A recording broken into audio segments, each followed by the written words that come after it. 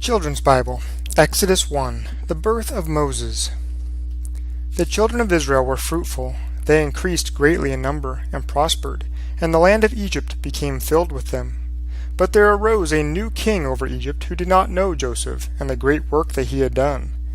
This new Pharaoh said to his people, "The children of Israel are more and mightier than we are. Let us deal wisely with them. For if they continue growing in numbers, they may one day join our enemies and fight against us in a time of war, and leave our land."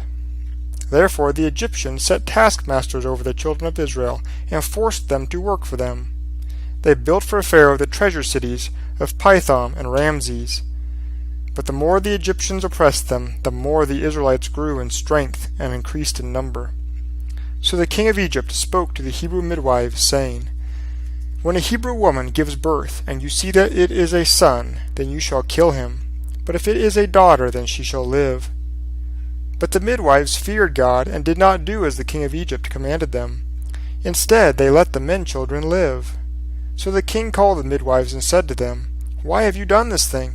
Why have you let the men children live?" "Because," answered the midwives, "the Hebrew women give birth without our knowing it before we come to them." God was pleased with the midwives and dealt well with them, and the people continued to increase and grow stronger. So Pharaoh commanded his people, saying, "Every Israelite son that is born you shall cast into the river, and every daughter you shall let live." Now there was a man of the family of Levi, whose wife bore him a son, and when she saw that he was a goodly child, she hid him for 3 months. Then, when she could no longer hide him, she took a basket made of bulrushes, daubed it with pitch, and put the child into it.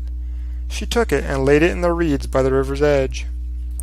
And the baby's sister stood afar away to watch what was done to him. The daughter of Pharaoh came down to wash herself at the river, and her maids walked along by the river's side. When she saw the basket among the reeds, she sent her maids to fetch it. When she opened the basket, she saw the child, and he was crying. So she took pity on him and said, "This is one of the Hebrews' children."